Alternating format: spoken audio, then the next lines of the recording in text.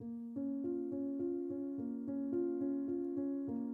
Evan Matthews, 42, and if you looked at my life from the outside, you'd think it was a dream come true. I live in a beautiful home in the peaceful suburbs of Boulder, Colorado, where the mountains frame the skyline and the streets are lined with towering trees. My wife, Emily, 40, is the epitome of beauty, blonde, slender, always polished and glowing. Even after 2 kids, she's the kind of woman who turns heads in the grocery store. Everyone says I'm a lucky man, and I used to believe it. We have 2 wonderful children, Sophie, 14, and Noah, 11. Sophie's a smart, talented artist, her drawings filling the house with creativity and color. Noah is my little athlete, always running, always laughing. Our house, a pristine 2-story haven in a perfect cul-de-sac, is filled with the sounds of family, love, and laughter. On the weekends, we take trips to the mountains or the lake, and the world sees a family that has it all. Financially, we're set. I've built a successful career as an executive at a tech company, and Emily's always been a dedicated mother, the glue that holds everything together. But now, all I see is a facade, a carefully constructed illusion of happiness. The life that once seemed so perfect, it's just smoke and mirrors. Right now, I'm far away from home.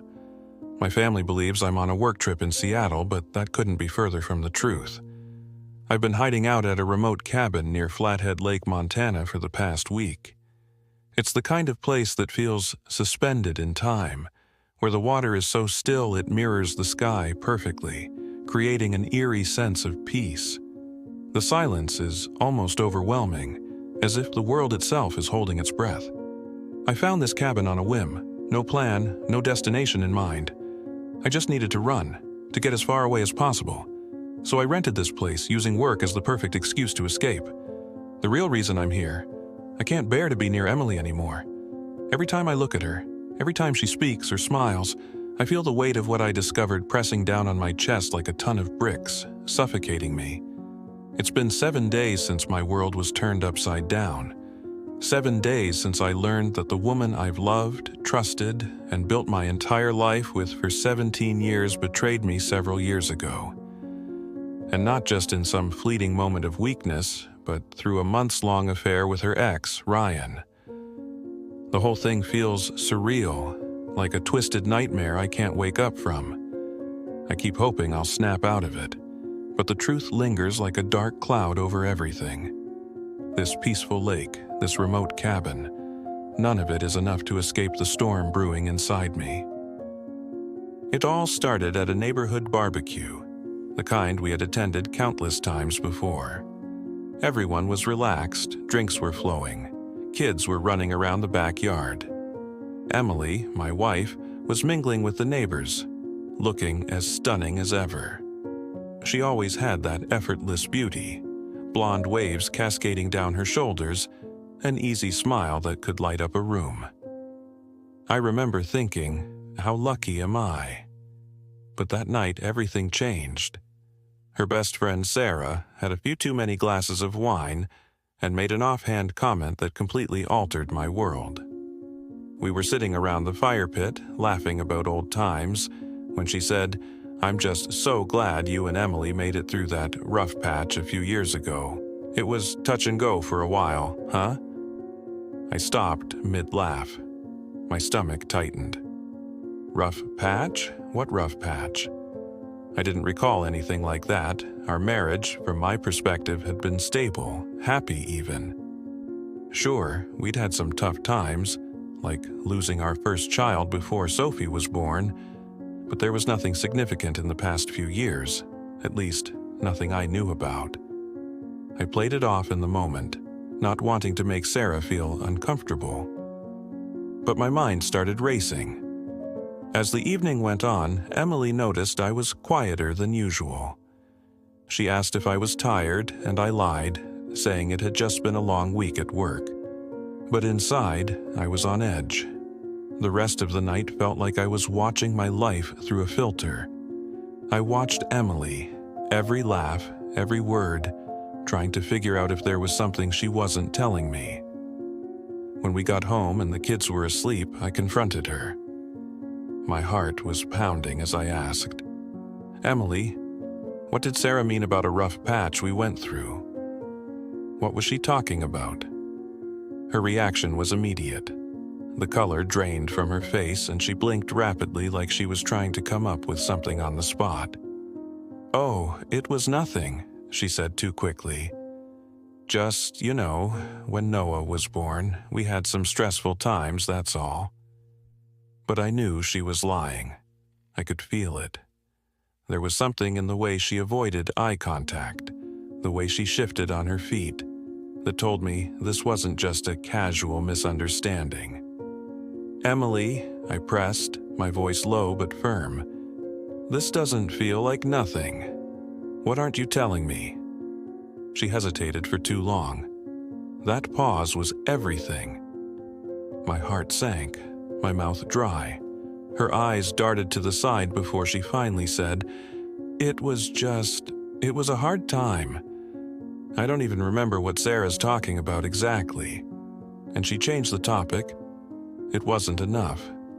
The doubt was planted in my heart, and it wasn't going anywhere, so I decided to find out myself. At first, I didn't know where to start. I mean, this was Emily, the woman I'd built my entire life with. The idea of doubting her felt wrong, like I was betraying her trust by even entertaining the thought. But that comment from Sarah kept replaying in my head, over and over. It was eating me alive.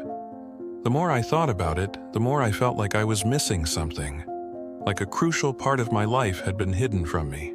Still, I hesitated. What kind of husband was I to suspect my wife of something so awful? What kind of man goes snooping around instead of just trusting the woman he loves? I hated myself for it. For days, I paced the house at night while Emily and the kids slept peacefully upstairs. I debated with myself. Was this all in my head? Am I being paranoid? But the doubt had already burrowed too deep. The more I tried to shake it, the more I couldn't ignore it. The suspense was unbearable, gnawing at my insides. I had to know. I needed to know, even if it destroyed me. So, I started digging. Slowly at first, unsure of where to even begin.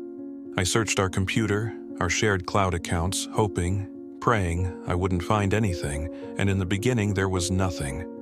No suspicious messages, no hidden folders, nothing out of place. Each dead end left me feeling sick with guilt. What kind of husband am I? I cursed myself, questioning whether I was just being paranoid. Every time I looked at Emily, my chest tightened with the weight of what I was doing behind her back. But the doubt wouldn't let go. So I widened my search, subtly asking questions of mutual friends, bringing up old stories under the guise of reminiscing. At first, there were no red flags, no revelations that gave me a clue to follow. I thought I was losing my mind. I even considered stopping, telling myself I was just being ridiculous. But that comment from Sarah about the rough patch wasn't making any sense to me, and Emily's strange reaction to it made it even worse. So I kept looking. Then, little by little, things started to emerge. A few seemingly innocent conversations with her sister Laura brought up strange details, things Emily had done or said back then that didn't match up with what I remembered. I got hold of an old calendar we kept from years ago, and certain dates didn't align. Emily had lied about where she was on more than one occasion. And then, while I was searching through old backups of our emails, I finally found something. It was buried deep, an old email chain with Ryan, her ex. At first, the exchanges seemed harmless, just catching up, talking about the past. But as I read further, they grew more intimate, more personal. They were making plans to meet. I felt my heart sink. I wanted to stop reading, but I couldn't. Each word, each message was a punch to the gut. Had she really been meeting him while we were married? I was reeling, but I still needed to know more. I reached out to a couple of friends from that time, trying to piece together Emily's movements, her excuses. The more I dug, the more everything started to click into place. Old lies she had told me about visiting her mom, about work dinners, suddenly made sense. She wasn't where she said she was. She was with him. The dots were connecting. With every new discovery, my heart sank deeper. My hands would shake as I read through old emails, documents, even texts from that time. I prayed I was wrong. I needed to be wrong. But the truth was staring me in the face. The affair had been real. She had been seeing him behind my back for months during one of the hardest periods of our marriage. I was able to put together the timeline. Looking back now, the signs were there, hidden in plain sight. The first few years of our marriage were tough. We had difficulty conceiving, and when we finally did, we lost our first child. That loss nearly broke us. We drifted for a while, unsure if we could ever recover. But then Sophie was born, and our lives started to fall into place again. The pain of those early years made us stronger, or so I thought. We had rebuilt something beautiful. Or maybe I was just fooling myself all this time. The more I uncovered, the more I realized just how deep her betrayal ran. And with every new piece of evidence, I could feel my world collapsing inch by inch. I wasn't just hurt. I was shattered. Every new revelation felt like another knife in my chest. I wanted to confront her, to scream, to demand answers. But at the same time, I was terrified of what I'd hear. The full scale of Emily's betrayal slowly unraveled in front of me like a nightmare I couldn't wake up from. It wasn't just a few flirtatious emails or a fleeting moment of weakness. No, it was so much worse. The affair had been ongoing for months, right under my nose. I remember the pit in my stomach growing deeper with each discovery. I would sit alone in the dark, my laptop glowing in front of me, scrolling through the messages between her and Ryan, each one tearing away at the foundation of the life I thought we had. They weren't just meeting up for coffee. They were planning weekends together, sneaking around while I was at work or traveling. Ryan would fly in from Chicago to meet her, and they would check into hotels just outside of town so no one we knew would spot them. My mind raced as I imagined them, laughing together, holding each other in those hotel rooms, doing things that were supposed to be ours and ours alone. The worst part was the casualness of it, the way they talked about me, as if I were some distant, clueless husband, someone to be pitied.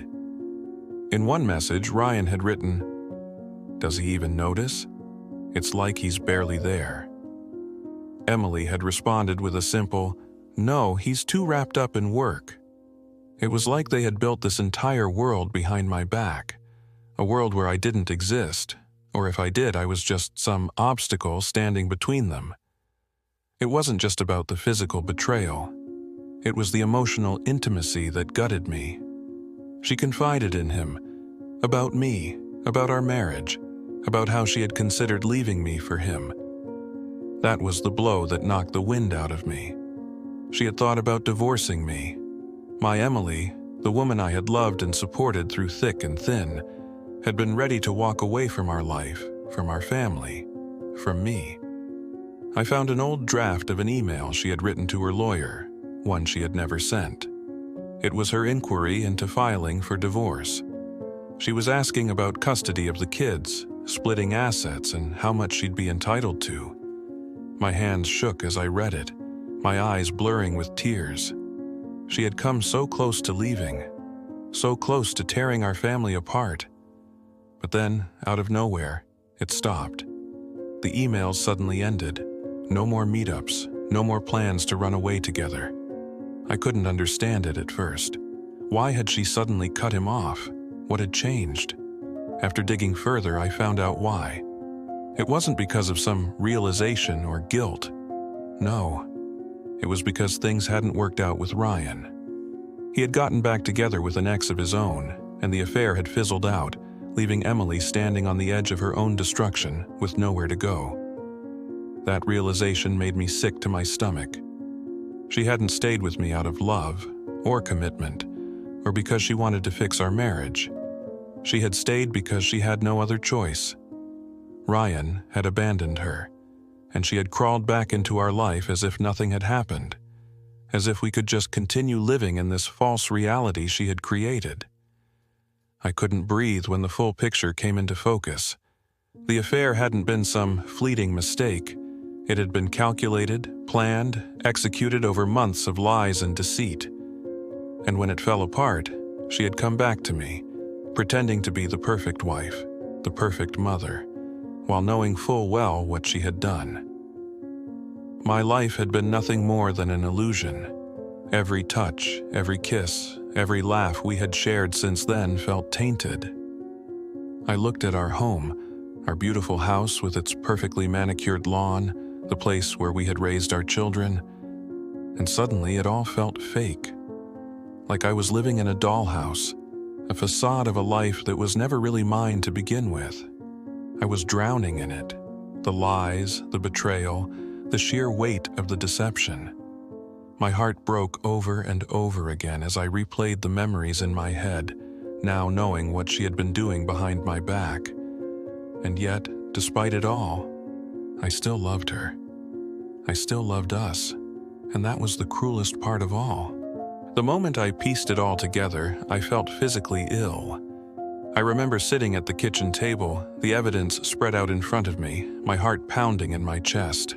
I rushed to the bathroom and threw up. My hands were shaking, my head spinning. How could she? How could she smile at me, laugh with me, raise our children with me, all while knowing what she'd done? I felt like my world was falling apart, like the life I'd built was crumbling beneath my feet. I couldn't eat, I couldn't sleep. Every time I closed my eyes, I saw her with him. I imagined their meetings, the touches, the kisses, the intimacy that should have been mine and mine alone. I was consumed with rage, sadness, betrayal, and now, sitting here in this cabin, I don't know what to do. It's been 8 years since her betrayal. We have 2 incredible kids now, and things have been good. Really good, even. I've never suspected a thing until that night with Sarah. But now I can't look at Emily the same way. The woman I thought was my partner, my one, lied to me. Every time she smiles at me, every kiss, every I love you feels hollow, fake. I don't know what to do. I don't want to ruin the perfect life we've built. I love my kids and I can't bear the thought of tearing apart their world. Sophie's on the verge of high school. Noah's thriving in sports. I can't just destroy that, can I? But at the same time, every day I look at Emily, all I see is betrayal. I've even considered getting a DNA test for our children. The thought disgusts me, but it's there, eating away at me. What if they're not mine? What if everything I thought was true is a lie? I'm lost. I feel like I'm drowning in a sea of confusion and despair. I've tried to rationalize it. It's been 8 years. She didn't leave. She chose me. But does that really matter? The trust is gone. The foundation of our relationship has been shattered. Our life, once the picture of perfection, now feels like a cruel joke. From the outside, everything still looks the same. Emily is still beautiful, still the perfect wife and mother. Our house is still immaculate. The kids are still thriving. But inside, I'm crumbling. I don't know how to face her. I don't know how to go back to that house, to pretend everything is fine when I know the truth. I love her. I love our kids. But I don't know how to forgive her. I don't know if I can forgive her. The quiet of this cabin is both a refuge and a torment. Every moment spent here is a moment spent replaying everything in my head. The betrayal, the lies, the love that still lingers but is now poisoned. I want to go back home, to hold my kids, to pretend like everything is okay. But I can't. I'm paralyzed by this unbearable weight.